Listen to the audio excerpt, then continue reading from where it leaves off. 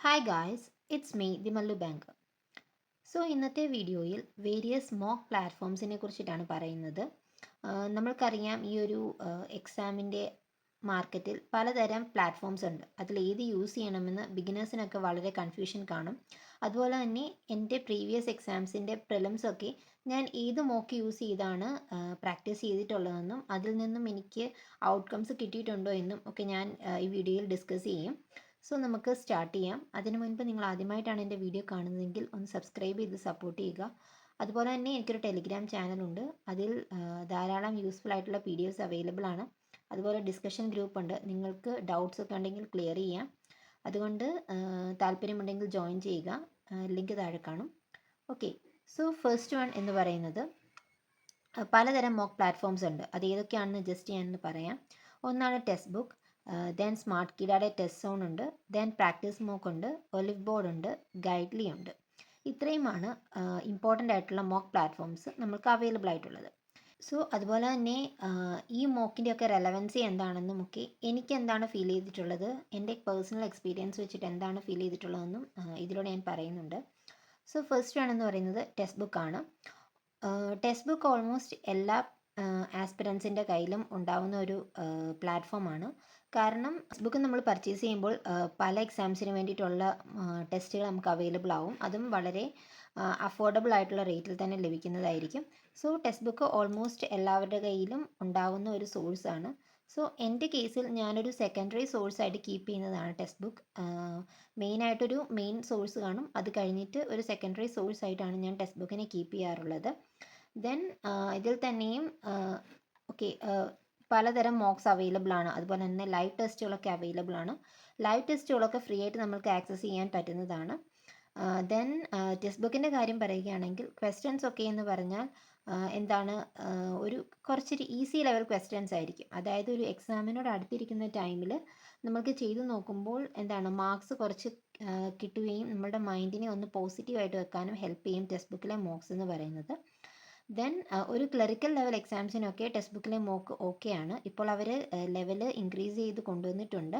എന്നാൽ പോലും ഒരു ക്ലറിക്കൽ ലെവലിനൊക്കെ ഒരു പ്രിലിമിനറി സോഴ്സ് ആയിട്ട് നമുക്ക് ടെക്സ്റ്റ് ബുക്കിനെ യൂസ് ചെയ്യാം. PUയിലോട്ട് പോകുമ്പോൾ ടെക്സ്റ്റ് ബുക്ക് മാത്രം സഫീഷ്യൻ്റ് ആവുകയില്ല. ആൻഡ് ഇത് ഞാൻ പർച്ചേസ് ചെയ്തിട്ടുണ്ട്. ഇത് നിങ്ങൾക്കൊരു സെക്കൻഡറി സോഴ്സ് ആയിട്ട് ടെക്സ്റ്റ് ബുക്കിനെ യൂസ് ചെയ്യാവുന്നതാണ്. ധാരാളം ഫ്രീ ക്വിസസും അതുപോലെ തന്നെ പ്രീവിയസ് ഇയർ ക്വസ്റ്റ്യൻസും ഒക്കെ അവൈലബിൾ ആണ്. സോ ഇതാണ് ആദ്യത്തെ സോഴ്സ് എന്ന് പറയുന്നത്. ദെൻ നെക്സ്റ്റ് വൺ ആണ് olive board. Then olive board ഞാൻ പർച്ചേസ് ചെയ്തിട്ടില്ല. ഇതിൽ വന്നിട്ടുള്ള ലൈവ് മോക്സ് ആണ് ഞാൻ അപ്ലൈ ചെയ്തിട്ടുള്ളത്. കൂടുതലും ഞാൻ ചെയ്തിട്ടുള്ളത് എൻ്റെ ഈ ഒരു എക്സാം പ്രിപ്പറേഷൻ ജേർണിയിൽ ഞാൻ കൂടുതലും ലൈവ് ടെസ്റ്റുകൾ മാത്രമേ ചെയ്തിട്ടുള്ളൂ. ഇതിൽ ഓരോ എക്സാം ടൈം അടുക്കാറാകുമ്പോഴേക്കും നമുക്ക് ലൈവ് ടെസ്റ്റുകളൊക്കെ ലഭിക്കും. അതല്ലാണ്ട് മോക്സും എന്താണ് ഒരെണ്ണമൊക്കെ ഫ്രീ ആയിട്ട് അവൈലബിൾ ആയിരിക്കും. ദെൻ POയിലൊക്കെ ഒലിവ് ബോർഡ് യൂസ് ചെയ്യുന്നതാണ് നല്ലതെന്ന് പലരും പറഞ്ഞ് കേട്ടിട്ടുണ്ട്. എന്നിരുന്നാലും ഞാൻ പർച്ചേസ് ചെയ്തിട്ടില്ല. എനിക്ക് ആ ഒരു ഇൻ്റർഫേസ് ഒലിവ് ബോർഡിൻ്റെ അത്രയും താല്പര്യം വന്നിട്ടില്ല. സോ ഇതിൽ ലൈവ് മോക്സ് മാത്രമാണ് യൂസ് ചെയ്തിട്ടുള്ളത്. നിങ്ങൾ ഇതിൽ വന്നിട്ടുള്ള മോക്ക് ടെസ്റ്റുകൾ ചെയ്ത് നോക്കുക. ദെൻ താല്പര്യം തോന്നുന്നുണ്ടെങ്കിൽ പർച്ചേസ് ചെയ്യുക. ഇതാണ് സെക്കൻഡ് പ്ലാറ്റ്ഫോം എന്ന് പറയുന്നത് ഒലിവ് ബോർഡ്. ഇത് POയ്ക്കൊക്കെ നമ്മളെ ഹെൽപ്പ് ചെയ്യും എന്നാണ് പറഞ്ഞ് കേട്ടിട്ടുള്ളത്. ദെൻ നെക്സ്റ്റ് വൺ ആണ് പ്രാക്ടീസ് മോക്ക്. സോ ഇതാണ് പ്രാക്ടീസ് മോക്ക്. ഇതിൽ എന്താണ് കൂടുതലും ഞാൻ യൂസ് ചെയ്തിട്ടുള്ളത് ഇതിലെ ഫ്രീ ടോപ്പിക് ടെസ്റ്റുകളാണ്. സോ നമ്മൾക്ക് ധാരാളം ടെസ്റ്റുകൾ കിട്ടും. സോ ഐ വിൽ ഷോ എന്താണ് ഫ്രീ ആയിട്ടുള്ള ധാരാളം ടെസ്റ്റുകൾ കിട്ടും. ആൻഡ് എൻ്റെ ഇനീഷ്യൽ ഡേയ്സിലൊക്കെ ഞാൻ ഇതിൽ നിന്നും ഒത്തിരി എന്താണ് ഫ്രീ ക്വിസസ് ടോപ്പിക് ടെസ്റ്റ് അല്ല, ഫ്രീ ക്വിസസ് ആണ് അവൈലബിൾ ആവുന്നത്. എന്താണ് നമ്മൾക്ക് നമ്മൾക്ക് ധാരാളം ഫ്രീ ക്വിസസ് അവൈലബിൾ ആയിരുന്നു. ബട്ട് ഐ തിങ്ക് ഇപ്പോഴവരത് സ്റ്റോപ്പ് ചെയ്തു എന്ന് തോന്നുന്നു. ഞാൻ ചെക്ക് ചെയ്തിട്ട് ഇപ്പോൾ എനിക്ക് കാണാൻ പറ്റുന്നില്ല. ധാരാളം, അതായത് ലൈക്ക് ഇതുപോലെ തന്നെ 10 ക്വസ്റ്റ്യൻസ് വെച്ചിട്ടുള്ള കിട്ടിക്കൊണ്ടിരുന്നു. സോ അവരത് സ്റ്റോപ്പ് ചെയ്തിട്ടുണ്ട്. ധാരാളം ഫ്രീ ആയിട്ടുള്ളത് അവൈലബിൾ ആയിരുന്നു. ഇപ്പോഴും 1-2 എണ്ണമൊക്കെ നമുക്ക് കിട്ടും. ദെൻ അതിൽ കൂടുതലില്ല. എന്നാലും പ്രാക്ടീസ് മോക്കിൻ്റെ ലെവല് നല്ലൊരു ലെവലുള്ള ക്വസ്റ്റ്യൻസ് ആണ് പ്രാക്ടീസ് മോക്കിൽ അവൈലബിൾ ആയിട്ടുള്ളത്.